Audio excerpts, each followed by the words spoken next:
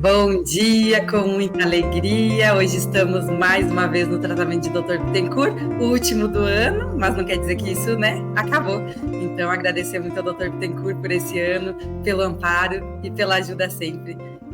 Sejam todos bem-vindos. Bom dia, gente. Hoje eu estou feliz que nós conseguimos ouvir a Paty, né? É uma belezura. E antes, eu não vou perder a piadinha, assim, nos vemos somente agora, ano que vem. Infelizmente. Bom dia, gente. Bom dia, gente. Uma alegria estar aqui. Nossa, que encanto de Carol. Que delicadeza, que finura, que elegância. Que belezura. Bom dia, turminha! Um excelente dia para nós, com muita alegria e com muita emoção, porque hoje nós já tivemos muita emoção. Por favor, meu amor. Eu achei que ele ia falar baixinho mesmo. Bom dia. Ficou na conversa. Bom dia, gente. Sejam bem-vindos. Seja esse momento de muita alegria, de gratidão. Bom dia de novo. Eu estou emocionada até agora com o piano, gente, com o teclado. Cadê ela? Ai, que lindeza.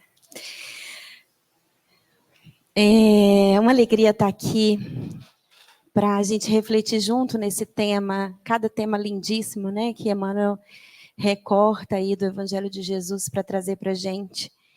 E nesse tema em que ele fala do cuidado, né? Não vos inquieteis, pois, pelo dia de amanhã, porque de amanhã cuidará de si mesmo.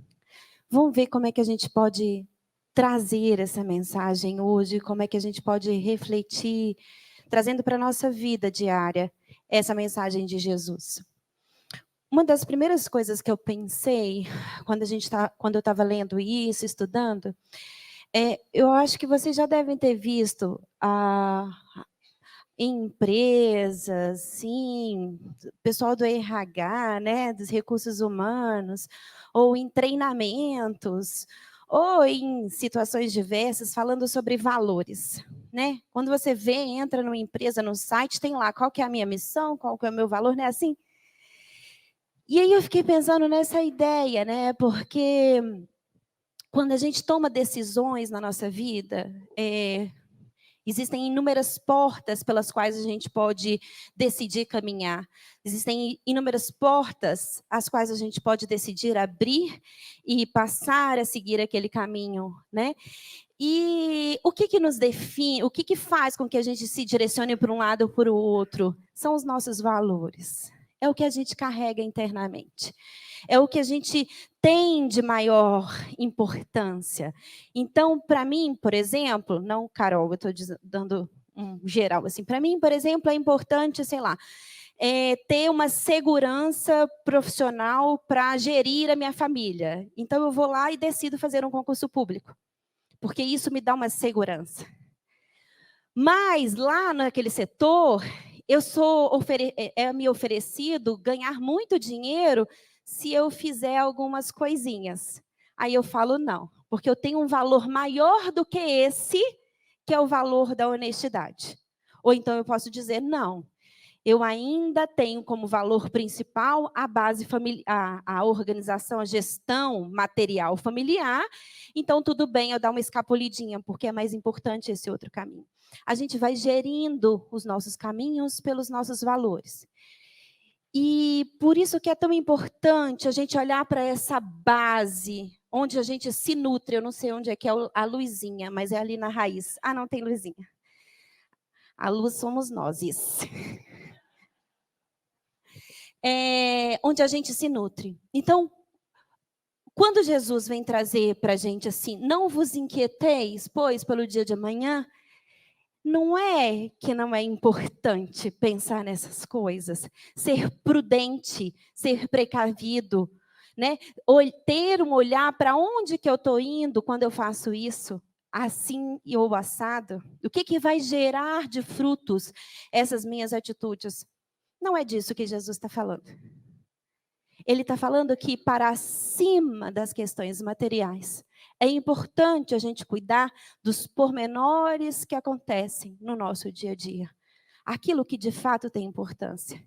E aí é que está o nosso desafio, porque a gente precisa equilibrar esses pratos da balança. E aí eu vou perguntar aqui ao biólogo a importância de um caule na árvore. Né? A gente pensa na raiz, a gente pensa no fruto, mas a gente não pensa que se não for o caule, não tem como uma raiz buscar os nutrientes do solo e fazer acontecer lá, dar frutos ou energia para os frutos, né? Dar substância para que os frutos aconteçam. E existe um meio pelo qual isso é conduzido.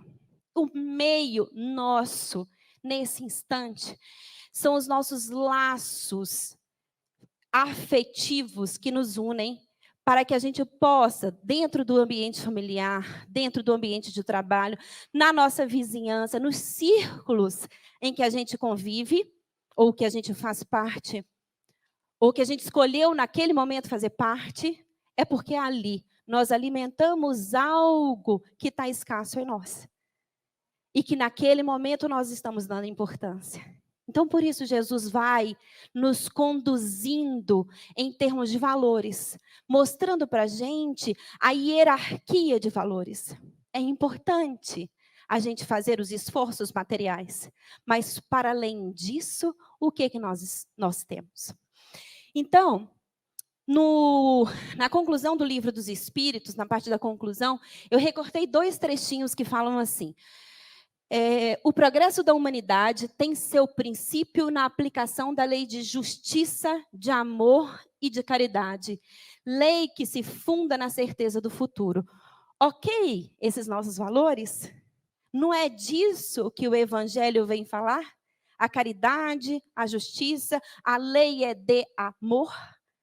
Então, para acima de tudo, o que se é cultivado é que a lei de amor possa ser a prioridade, possa estar no topo dessa nossa hierarquia para qualquer das nossas decisões.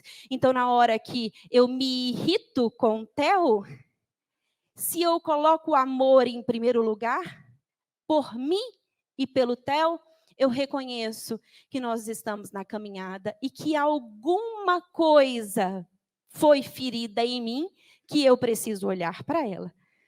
Mas eu não dou conta de agredi-lo, porque para além dessa dor está o amor. E assim a gente vai conduzindo a nossa existência e as nossas escolhas.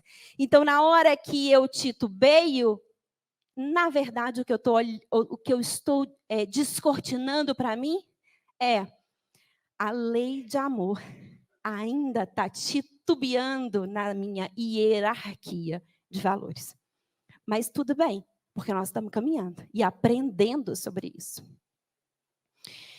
E outro trechinho, ele fala o seguinte: do futuro se pode, pois, julgar pelo passado. Quando a gente olha para nosso passado social, e hoje a gente pode encontrar uma grande evolução nessa nossa organização social. Mas ainda uma organização social que é marcada pelas distinções de raças, de castas, porque a gente ainda tem essas divisões. E, de alguma forma, se a gente for parar para analisar com muito carinho, muito cautela, muito cuidado, a gente vai ver que nós injetamos alimento nesse sistema estrutural, muitas vezes, porque a gente é valorizado, muitas vezes, por esse sistema. Quanto mais superior a gente está, mais a gente, sem querer ou sem refletir adequadamente, a gente alimenta, porque a gente é sustentado por essas diferenças, muitas vezes. Mas, assim como a gente já evoluiu muito, se a gente for olhar para o passado e ver a nossa rota evolutiva, a gente vai entender que daqui para frente, a tendência é que a gente se entenda como irmãos, todos em pé de igualdade, em igualdade de direitos. Embora hoje não tenhamos um pé de igualdade enquanto vantagens, digamos assim. Mas nada passa despercebido pela justiça divina, que se utiliza das nossas injustiças imaturas para que possa nos fazer crescer e nos oferecer aprendizados como espíritos eternos que somos. E a lei de trabalho? É necessário esse trabalho, né? Kardec pergunta, a necessidade do trabalho é lei? Sim, é lei. É uma necessidade. É uma necessidade, nós temos necessidade. E a civilização obriga o homem a trabalhar mais. Quanto mais a gente trabalha, mais vantagens a gente tem, mais gozos a gente tem, aí a gente sente o prazer do trabalho, aí a gente ganha tudo na vida e fala assim, não é só isso. Aí eu vou lá no topo e falo assim, opa, eu preciso olhar para outros valores. Porque eu achei que era isso que era importante, opa, não é bem por aí. Ainda há um vazio em mim. Então preciso resgatar algumas coisas, não é? E aí a gente lembra dos nossos companheiros mais evoluídos, Bezerra de Menezes tem uma história dessa com Maria, em que ele desencarna e pode ir trabalhar ou reencarnar em outras esferas mais evoluídas. Mas ele fala, me dá mais um tempinho, porque eu tenho afetos lá. Quem que está superior? A lei de amor. Mas a lei de amor também impera sobre ele. Porque Maria fala, ok, pode ir. Eu te dou 200 anos. Porque você precisa cuidar de você também. Ela não fala isso, não. Sou eu que estou falando. Não é? Os 200 anos é dela. Eu te dou mais 200 anos. Porque apesar da gente acolher os nossos afetos dentro da lei de amor, a lei de amor também nos impele a crescer e evoluir. Porque assim a gente vai fazendo, quanto mais eu cresço, mais eu vou puxando esses nossos companheiros. Então, por isso que Jesus fala para a gente olhar para esse amor, amai-vos como assim mesmo. Ama você, porque nesse poder, na execução dessa lei de amor interna, você transborda isso, expõe isso e, portanto, você frutifica isso.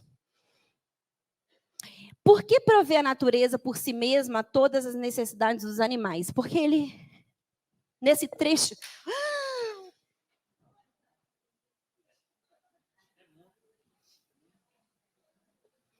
Viraram 4 pedaços. Porque nesse trecho em que ele vem falar sobre essa parte, né? Ele lembra dos lírios do campo, né? Olhai os lírios do campo, olhai os pássaros, né? Ele pega o alimentinho dele dali de hoje, né? O de amanhã a natureza proverá. Porque naquele momento ele está pensando na conservação da sua existência. Mas nos lembra os espíritos, apesar dele estar cuidando da própria existência, a lei de amor não deixa nada escapar. Enquanto ele cuida, enquanto a abelhinha, sei lá, vai lá e pega seu alimento em uma flor, aí pega na outra, ela, pela lei, está multiplicando pólen, não é isso? Fazendo germinar e servindo a natureza ao cuidar dela mesma. Nós servimos a natureza quando nós cuidamos da nossa essência em amor, quando nós olhamos para nós mesmos e resolvemos evoluir. E resolvemos de florzinha em florzinha e distribuindo o pólen do amor, fazendo germinar essa matriz.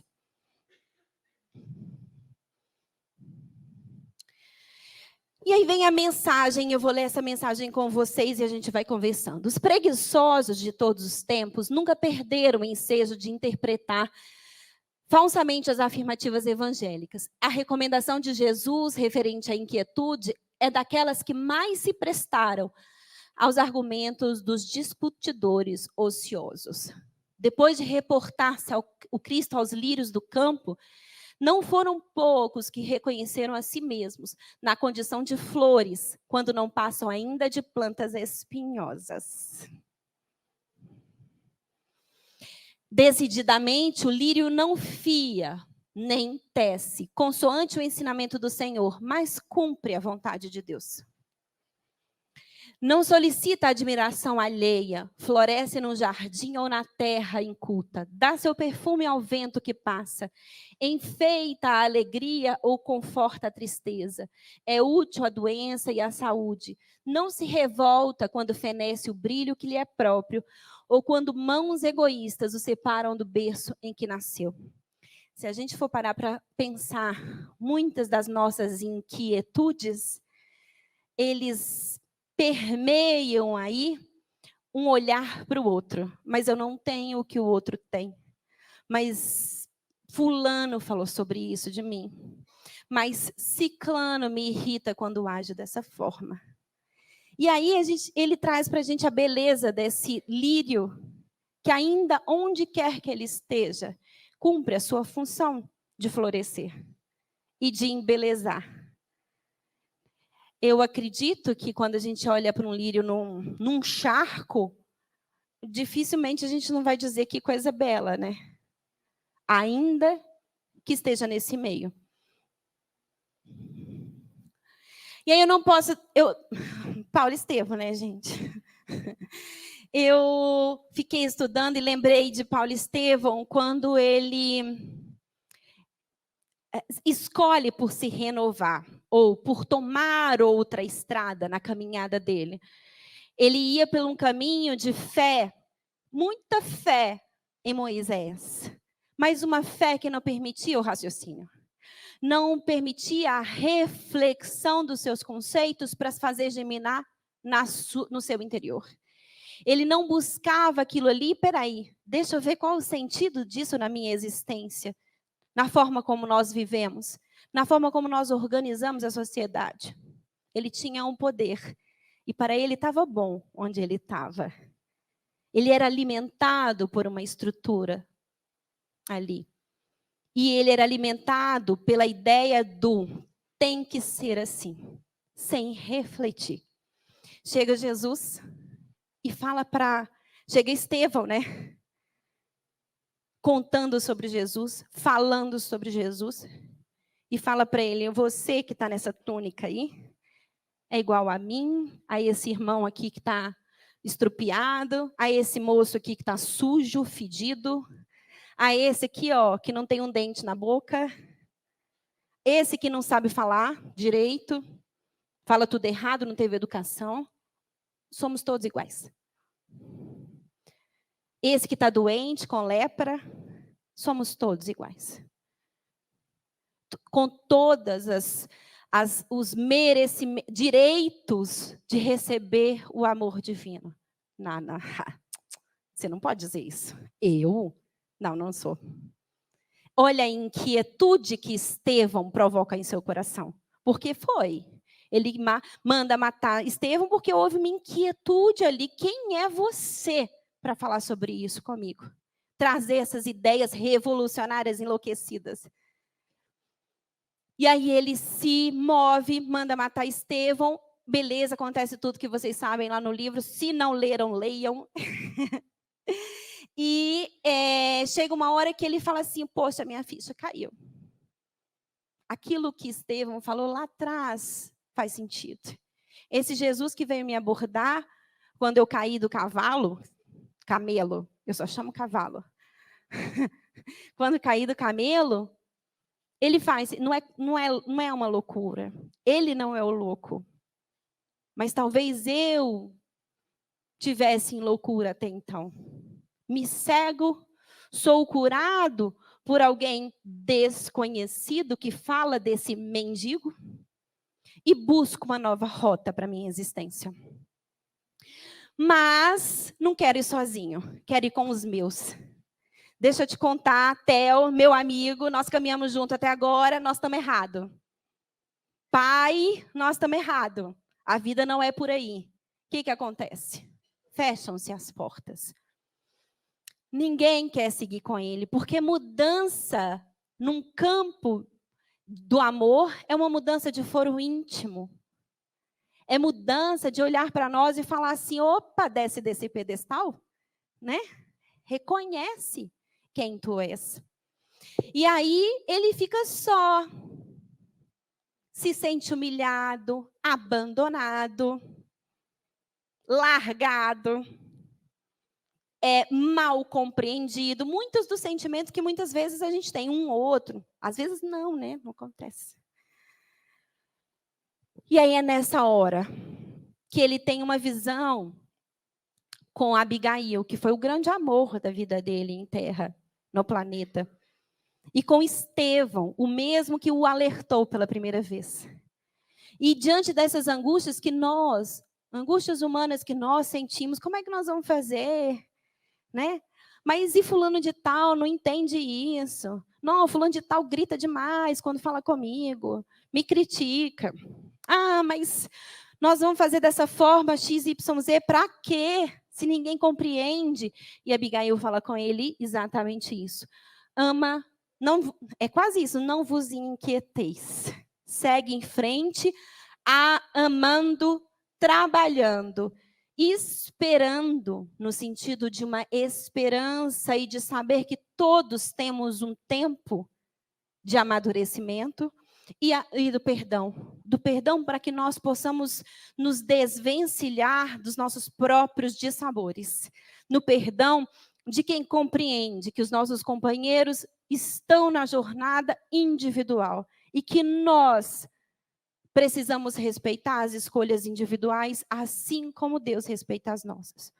Ainda que isso nos cure, ou nos custe algumas dores, alguns dissabores, é o momento de cada um. Eu imagino aqui quem foi mãe, pai, e que às vezes tem que passar algumas noites ficando acordado, porque, enfim, né? A criança não entende que você precisa, que é saudável dormir 7 horas por noite. E ela acorda, porque a barriguinha dela é pequena, precisa se alimentar. Naquele momento você compreende que é uma fase. E se oferece em amor para aqueles cuidados. Assim é a existência. É uma fase. São aqueles cuidados momentâneos. Mas que vai passar também. Segue o texto dizendo assim: aceitaria o homem inerte o padrão do lírio em relação à existência na comunidade? Poderíamos ser um braço divino aonde quer que estejamos? Poderíamos ser esse traço de amor aonde quer que formos plantados ou levados? Ou escolhermos seguir para aquele caminho? Poderíamos ser esse sopro, esse cheiro divino, sabe aquilo que a gente sentiu quando ela tocou e nos elevou o coração? Não é assim? Aquela música suave que nos eleva. Às vezes, essa nossa presença pode ser isso. Uma fala, uma palavra, um abraço, um aconchego, um olhar. Pode ser essa oferta suave que a gente pode sair oferecendo aí na vida em todos os instantes. Será que a gente consegue ser esse lírio nessa existência? Recomendou Jesus: não guarde a alma qualquer ânsia nociva relativa à comida, ao vestuário, às questões acessórias no campo material. Asseverou que o dia, constituindo o resultante das leis gerais do universo, atenderia a si próprio. Para o discípulo fiel, agasalhar-se, alimentar-se são verbos de fácil conjugação. E o dia representa oportunidade sublime de colaboração na obra do bem. Mas basear-se nessas realidades simples para afirmar que o homem deva marchar sem cuidado consigo seria menoscabar o esforço do Cristo, convertendo-lhe a plataforma salvadora em campanha de irresponsabilidade. É aquilo que nós começamos a falar, são os valores. É aquilo que está para cima na hierarquia das nossas escolhas. Cuidar das questões materiais se faz imperioso. Mas, para além disso, são os cuidados no dia a dia, nos pormenores. É isso que faz a diferença na nossa existência. O homem não pode nutrir a pretensão de retificar o mundo ou os seus semelhantes num dia para o outro, atormentando-se em aflições descabidas, mas deve ter cuidado de si, melhorando-se, edificando-se, iluminando-se sempre mais. Realmente a ave canta feliz, mas edifica a própria casa. A flor adorna-te tranquila, entretanto obedece aos desígnios do Eterno. O homem deve viver confiante, sempre atento, todavia, em engrandecer-se na sabedoria e no amor para a obra divina da perfeição. Somos nós. É aquilo que nós fazemos, o que plantamos, como seguimos, como damos os nossos passos.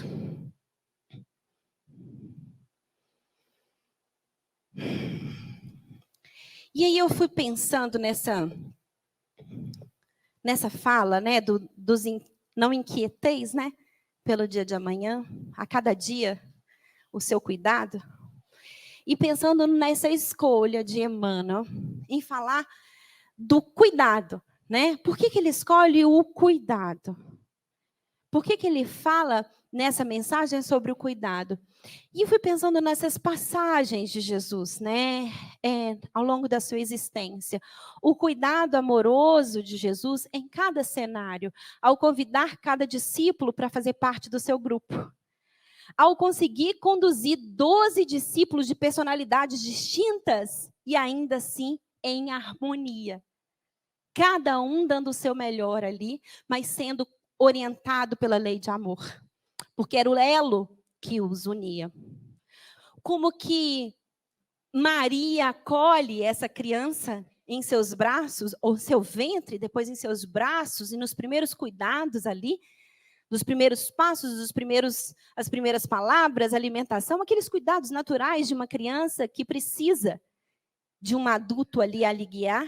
E esses pequenos momentos cuidadosos e afetivos que constituem esse início da caminhada terrestre naquele momento de Jesus. Pensei também como que os recortes que os discípulos fazem, né? Quando ele comenta da mulher que toca um pedacinho da túnica de Jesus. E ainda assim ele olha e fala, opa, alguém me tocou. Diante de uma multidão, esbarrando nele, pegando nele, encostando o tempo inteiro, mas aquela mulher resolve encostar num pedacinho da túnica. E ele sente esse toque na simbiose energética que ele favorece. Porque ali havia fé. Na hora que Zaqueu sobe a árvore, e poxa, esse homem que não precisava, né? Não precisava materialmente. Mas ele quis, ele já reconheceu, naquela estrutura que ele vivia, a amorosidade de Jesus e subiu, porque não dava para ver. E aí Jesus consegue captar aquele momento, cuidadosamente. Ou quando a mulher pega aquele óleo e com os próprios cabelos unge o pé de Jesus, num cuidado amoroso, querido, como há de se dizer assim, isso é o melhor que eu tenho para te dar. E eu te ofereço aqui aquilo que, daquela forma que eu sei amar, oferecer ou cuidar. Então, são vários trechos, né? O Pedro, na hora que ele nega Jesus 3 vezes, mas Jesus tem um cuidado de ir lá e reforçar o ensinamento, olhando amorosamente para Pedro. Então, a vida não é o que acontece no extraordinário. Porque às vezes a gente fica buscando situações extraordinárias. Mas é esse cuidado que vai acontecendo dia após dia, nos nossos pequenos movimentos da existência, naquelas marcas mínimas das nossas convivências. São esses pequenos trechos da nossa existência. São esses cuidados que estão ali no topo da hierarquia. E que Jesus olha para a gente, olha, quando estiver cuidando dessas questões materiais, do trabalho, Isso é extremamente importante. Mas nesse momento, usa do caule, da situação, para conduzir o seu melhor, com cuidado, com amor, aonde quer que você esteja. E Emmanuel nos traz, ainda que fardos de sofrimento se te amontoem na vida, permanece firme em tua fé e em teu caminho, porquanto nenhuma tempestade, por mais arrasadora, te pode arrancar a proteção de Deus. E aí eu vou lembrar mais uma vez de Paulo aqui, quando no fim de vida dele, atormentado pelas chicoteadas do mundo, chicoteadas literais, né? Ele apanhava fisicamente ali pelo mundo. E que nós podemos lembrar das nossas questões, ou os desafios que a vida nos oferece. Inúmeros desafios. Em todos os cenários, que às vezes é difícil até contar sobre eles. Porque, ainda que a gente conte, a gente não consegue dizer do tamanho que está a angústia, a inquietação, a dor que está dentro da gente. Porque sobre a situação carrega o nosso olhar. O outro não consegue entender isso. Mas Jesus consegue. Esses companheiros espirituais conseguem, na nossa tela mental, absorver esse entendimento amoroso da nossa situação. E ainda que estejamos vivendo momentos de extremos desafios, a gente não esqueça de plantar em nós esse oásis amoroso de confiança e fé. Porque é isso que Paulo fala, quando ele está lá sendo chicoteado, e ele diz assim, pode me agredir, não tem problema. A sua agressão é física. Porque eu já plantei na minha alma, já construí na minha intimidade um santuário onde Jesus há de reinar para sempre. Quando ele fala isso, ele está dizendo, construí em mim um lugar de escolhas pelo afeto, pela ternura e pelo amor. E ainda que você me fira com suas mãos, eu consigo perceber que através desse caule de dor que você traz, essa sua informação, o que você está trazendo é um cenário de desconhecimento, de desafeto, de dor individual que você vive. Não é sobre mim. Ainda que eu viva os cenários que a vida me oferece, pelo corpo físico, pelo cenário familiar, pelas circunstâncias financeiras, eu consigo tirar dali amor. Não na inércia de não fazer nada. Mas nesse momento em que eu me reconstruo para dar uma outra caminhada ou uma outra guinada nessa vela desse barco da minha existência, consigo tirar nessas pinceladas da vida as sementes ou os frutos de amor do aprendizado que essas circunstâncias me oferecem. Porque assim é a vida alheia de amor. Então não nos inquieteis. Não nos inquieteis. Ainda que a gente se aflija por algumas circunstâncias, reconhecendo que muitas vezes a gente não consegue ainda entender em nós como é que é esse conhecer Jesus em nós, esse nascer de Jesus em nós, a gente, com boa intenção, reconhecendo que está no caminho do entendimento, da boa vontade, isso vai ser brotado. Então é o tempo de espera. É o tempo de espera, cuidadosa. Cheia de trabalho, de doação, de cuidado, mas que a inquietude vá cedendo lugar à confiança, à fé, na certeza desse cuidado divino. Que Jesus nos abençoe muito.